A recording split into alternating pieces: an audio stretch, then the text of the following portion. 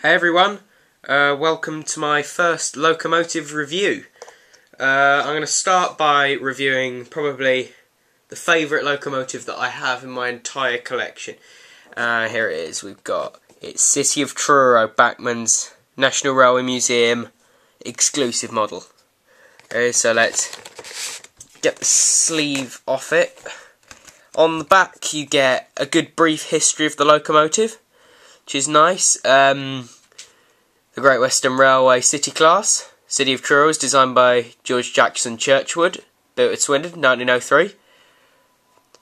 And it was the first locomotive to break 100 miles an hour, which was in May 1904. And it achieved a speed of 102.3 miles an hour. Anyway, you get this nice brief history. And this is Bachmann's new styling. So, with the little window. Right, and to the engine now. I like the new packaging that Bachmann do, since they redesigned it. You get, like, you've got the hard box, then you've got, if you take that out and get the locomotive out, oh, there we go, you've got, inside the box, you've got Collector's Club, the instructions and what you should do with the locomotive, but I'm not going to look at that. It comes with these little spare nameplates and etched number plates. It comes with, and I think they're two little, it's building plates, I think so. Anyway, take that back in the box, put that to one side. Then you've got another layer before you get to the end. You've got this plasticky sleeve, which I suppose just keeps it all together and means you can't get at the locomotive without first going through that. So that can go over there. Then when you get inside, you get, I think it's a spare bogie truck for the front of the engine, and I don't know, I assume that's just in case the other one breaks, but I've not seen that on any other model that Bachmann makes, so that's a first. So that's to one side. Then you get this detailing pack, and it's got the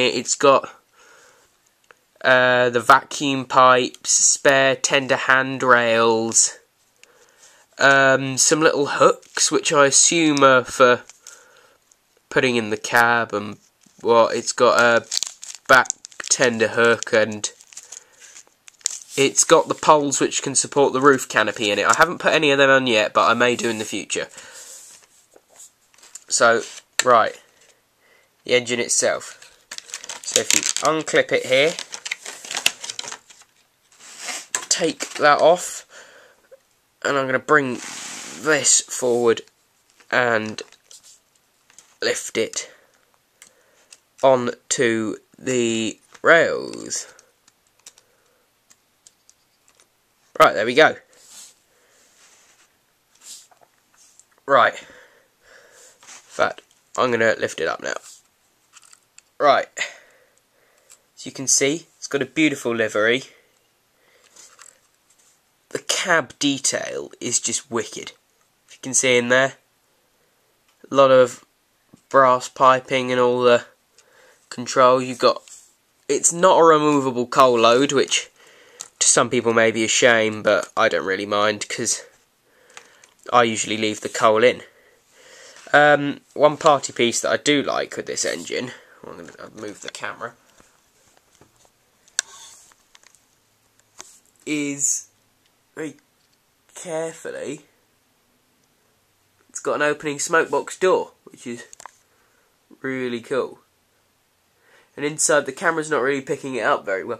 You've actually got interior detail inside there. You can see like a tube plate and whatnot in there, and you can see the tube. Right, so shut that. The buffers on this locomotive aren't sprung, which is a bit of a shame, but because of all the other detailing, I'm going to let it off.